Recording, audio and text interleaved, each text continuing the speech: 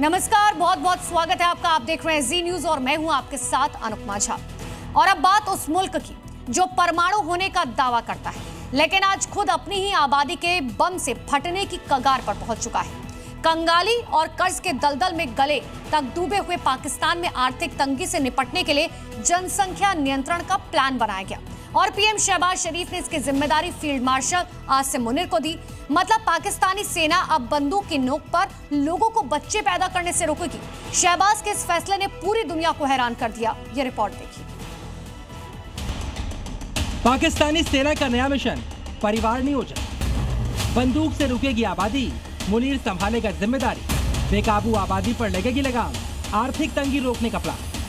पाकिस्तान की सत्ता, रक्षा नीति, विदेश नीति और अर्थव्यवस्था को संभालने वाली सेना अब वहां की जनसंख्या को भी काबू में करेगी। प्रधानमंत्री शहबाज शरीफ ने पाकिस्तान को आर्थिक तंगी से निकालने के लिए आबादी को काबू में करने का प्लान तैयार किया है। इसके लिए एक हाई लेवल कमेटी बनाई गई है जिसमें आर्मी चीफ आसिम मुनीर को शामिल किया गया है। मतलब बंदूक चलाने वाली फौज अब पाकिस्तान की आबादी कंट्रोल करे। साल 1947 में जब भारत का विभाजन हुआ और पाकिस्तान एक नए मुल्क के रूप में नक्शे पर आया, तब उसकी आबादी महज 3 करोड़ से कुछ ज्यादा थी। भारत से अलग होकर तरक्की का ख्वाब देखने वाले पाकिस्तान ने शुरुआत से ही अपनी प्राथमिकताएं गलत चुन ली। भारत ने जहां शिक्षा, उद्योग, बांध और लोकतांत्रिक संस्थानों को मजबूत करने पर ध्यान दिया, वहीं पाकिस्तान ने अपने जन्म के पहले दिन से ही भारत विरोध और कश्मीर राव को अपनी नेशनल पॉलिसी बना लिया। नतीजा ये हुआ कि पाकिस्तान में सिविलियन सरकारें कमजोर होती गईं और रावलपिंडी में बैठी फौज मजबूत होती चली गई।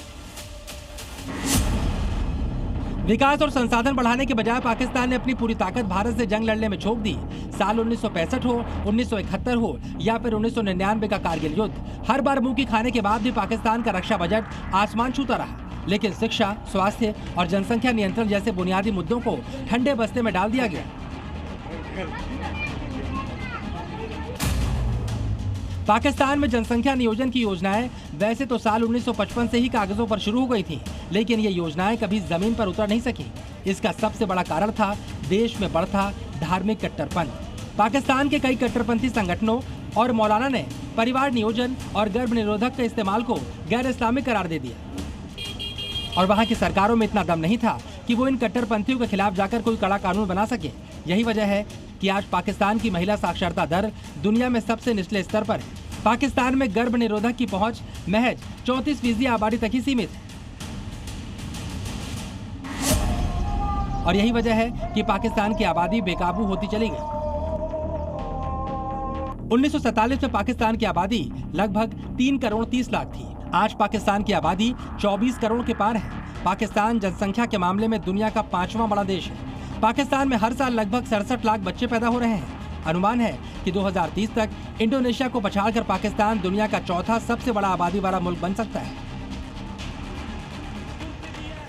आज हालत यह है कि पाकिस्तान के पास अपनी जनता को खिलाने के लिए आटा नहीं, बिजली देने के लिए पैसे नहीं और मुल्क पूरी तरह IMF के कर्ज की बैसाखियों पर टिका है। देश की GDP पाताल में धंसती जा रही है और आबादी रॉकेट की रफ्तार से बढ़ रही है। लेकिन इस बर्बादी के पीछे पाकिस्तान का एक अजीबोगरीब संवैधानिक कानून भी जिम्मेदार है।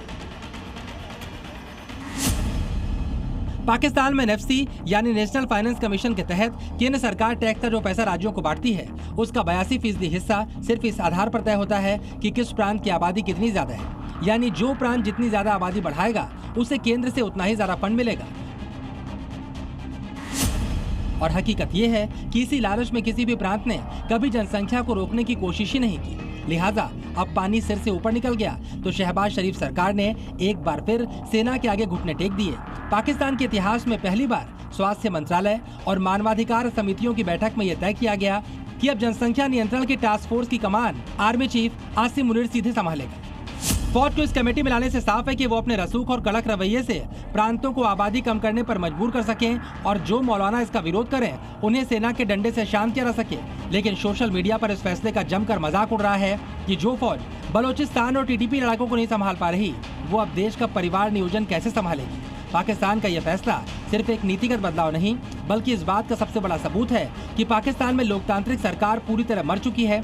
वहाँ की पुलिस, वहाँ के डॉक्टर और वहाँ का प्रशासन इस कदर पंगु हो चुका है कि बच्चों की जन्म की दर को रोकने के लिए भी उन्हें बंदूक की नोक और सेना की वर्दी की जरूरत पड़ रही है। ऐसे में देखना दिलचस्प होगा कि आसिम मुनीर का यह नया मिलिट्री ऑपरेशन पाकिस्तान को इस आबादी के विस्फोट से बचा पाता है या मुल्क किसी कंगाली में दफन हो जाता है। ब्यूरो रिपोर्ट, जी मीडिया।